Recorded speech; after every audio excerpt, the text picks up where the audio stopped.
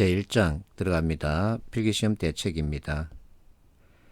여러분들이 공부하고 있는 NCS 직업기초능력이란 무엇일까? 한마디로 말하면 최종 합격한 후에 받게 되는 연수교육, 그때 많은 잔소리 교육을 받게 됩니다.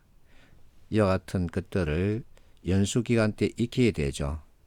이와 같은 각종 잔소리 교육 내용을 체계적으로 정리한 것이 바로 NCS 직업기초능력입니다. 그래서 한마디로 달리 말하면 일머리를 만드는 과정입니다. 이렇게 미리 회사 입사 전에 일머리를 만들어 놓으면 회사 입장에서는 교육기간을 줄일 수 있죠. 지원자 입장에서는 회사 업무가 어떻게 돌아가는지 조금 알 수 있습니다. 그래서 서로 윈윈한 그와 같은 구조를 가지고 있죠. 자, 일머리를 만든다. 그러면 일을 잘하는 이와 같은 스킬을 원한다는 거죠. 자, 일을 잘하는 사람과 일을 못하는 사람, NCS 예문입니다. 그 차이는 무엇일까? 그것은 문제를 대하는 태도 달려있다. 이 태도는 문제 해결 지향형과 문제 해결 지양형으로 나눌 수 있습니다. 문제 해결 지향형은 적극적인 의지로 도전, 열정, 창의를 내비치는 사람이죠. 지양형은 수동적이고 의존적으로 나타납니다. 회피형이죠. 자, 일에 휘둘리는 사람, 아무런 계획과 순서 없이, 그래서 계획을 잘 짜야 하죠. 순서 우선순위에 대한 얘기입니다. 더욱 악화시키게 되고 자포자기 상태에 빠지곤 한다. 반면에 일을 잘하는 사람은 복잡한 문제에 당하지 않고 일을 나누고 쪼개서, 이게 바로 브레이크다운, 분석적 사고죠. 문제의 본질이 무엇인지 찾아낸다. 그리고 문제 핵심, 키워드죠. 우선순위, 방금 했습니다.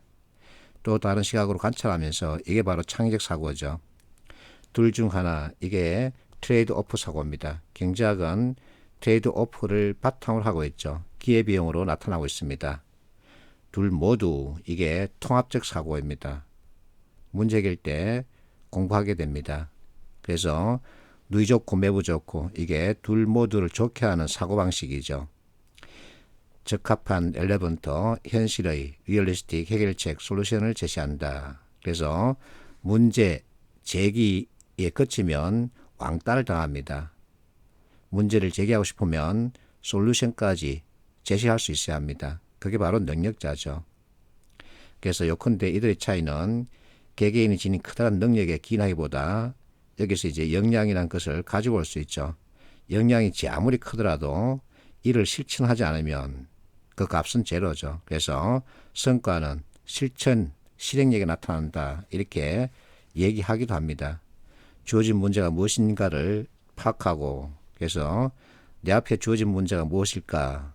발생행일까? 탐색행일까? 설정행일까? 이렇게 유형을 제대로 파악할 수 있어야 하겠죠. 그 해결책, 솔루션을 찾아서 실행에 옮긴다. 이게 중요하죠.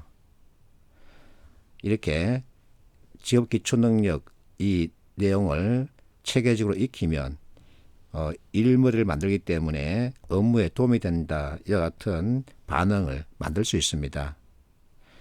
자, 2018년 합격자인데 현재 업무에 많은 도움을 받고 있답니다. 그래서 내가 물었습니다. 필기 합격한 곳이 어디냐 했더니 자산관리공사, 보건복지개발원, 코트라 이 세 군데 합격했답니다.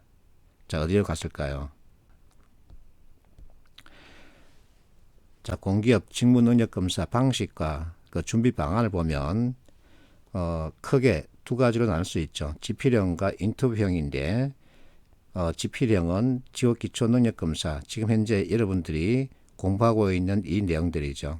그리고 직무수행능력검사, 이것을 보게 되는데 여기는 전공, 논술 이와 같은 것들을 치르게 되죠. 자, 인터뷰는 면접에 대한 얘기입니다. 그래서 지금 공부하고 있는 이 내용들 면접 때 그대로 다시 연결됩니다. 면접 때 직업기초능력 검사 질문을 하게 되죠. 그래서 내가 예시를 보여주고 있습니다.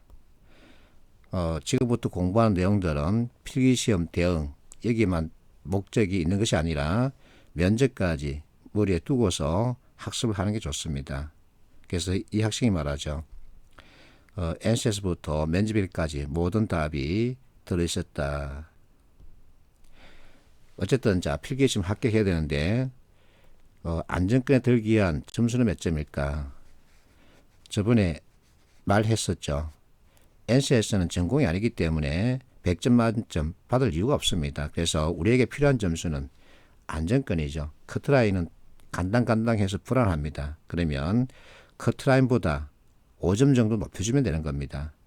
거기서 의사소통이 절대적인 위치를 차지한다. 내가 이렇게 얘기했었죠.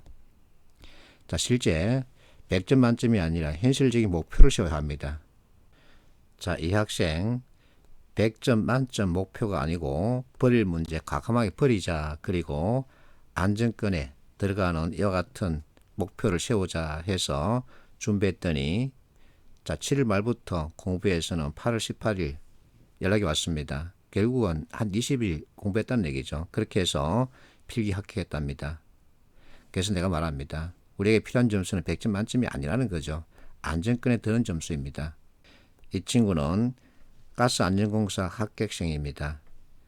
이 학생이 받은 점수는 68점, 평균 62, 최저 커트라인 얘기죠. 65. 결국은 3점에서 5점 정도 높여주면 되는 겁니다.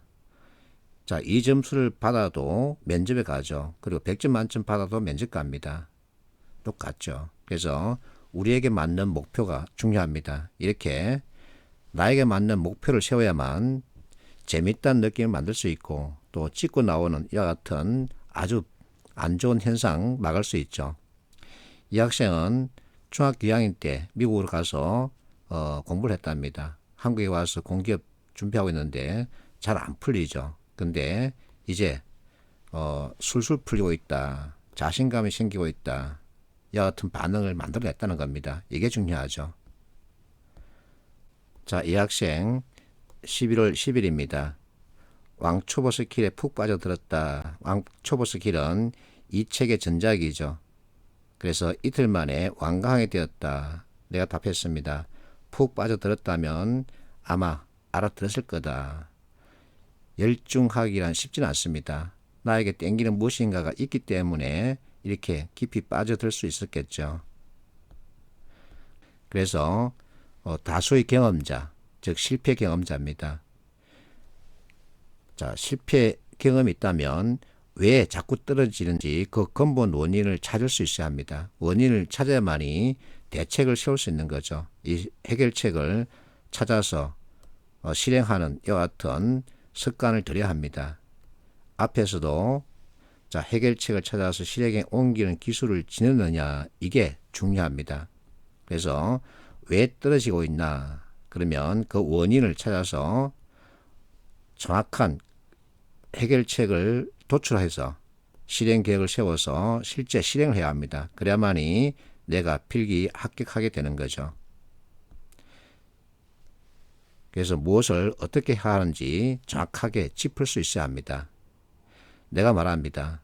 NCS 관련 이론이 어렵거나 문제가 어려워서 틀리는 게 아니라 제대로 짚지를 못해서 되게 틀렸습니다. 그래서 그 원인 크게 네 가지를 볼 수 있는데 어쨌든 간에 기본에 충실한 학습을 해야 합니다. 문제풀이식, 그 죽으라 문제 풀고 있는 방식에서 벗어날 필요가 있습니다. 그리고 문제 유형에 대한 이해가 있어야 하고 객관식 문제 특징에 대한 이해도 있어야 합니다. 자, 마지막에 가장 중요한 겁니다. 팩트를 확인하지 않고 해석부터 하는 습관을 가지고 있습니다. 그런데 여러분들 해석력은 그렇게 좋지 않습니다. 잘 하지도 못하는 해석력을 가지고 자꾸만 답을 찾고 있는 겁니다. 그러니까 자꾸 주관에 개입될 수밖에 없는 거죠. 자, 양치기 문제보다 기본에 충실한 학습이 필요합니다. 실제 서울교통공사 출제회사가 밝힌 문제 개발 기준입니다. 두 번째 보면 기본에 충실하면서도 폭넓은 이해를 요구하는 문제 출제한다 이렇게 되어 있죠. 이거 아주 중요합니다. 그래서 기본에 충실할 필요가 있고 암기가 아니라 이해하는 방향으로 학습해야 합니다. 암기 틀에서 벗어날 필요가 있다는 얘기죠. 자, 지난 5월입니다. 46 아줌마입니다. 3주 공부했답니다. 합격했습니다. 이분에게 내가 기본에 충실하라고 조언했습니다. 내 강의를 듣거나 내 특강에 와서 공부한 학생이 아닙니다. 순수하게 책으로 공부했죠. 이게 중요합니다. 기본이 튼튼하면 어떤 문제든 다 풀 수 있습니다. 11월 20일입니다. 남동발전 필기 합격하고 면접 준비한답니다. 그리고 12월 6일 면접 통과해서 이제 신체검사 받고 있답니다. 내가 말했습니다. 50세 나이에 쉽지 않을 텐데 그러면서 물었습니다. 50세 맞니? 했더니 52이랍니다. 어쨌든 이분도 기초 틀을 잡는데 많은 시간을 할애했습니다. 그만큼 중요하다는 얘기죠. 여러분들도 지금까지 공부했던 방식이 있다면 거기서 벗어날 필요가 있다는 것을 한번 느껴보십시오. 자기 반성 아주 중요합니다.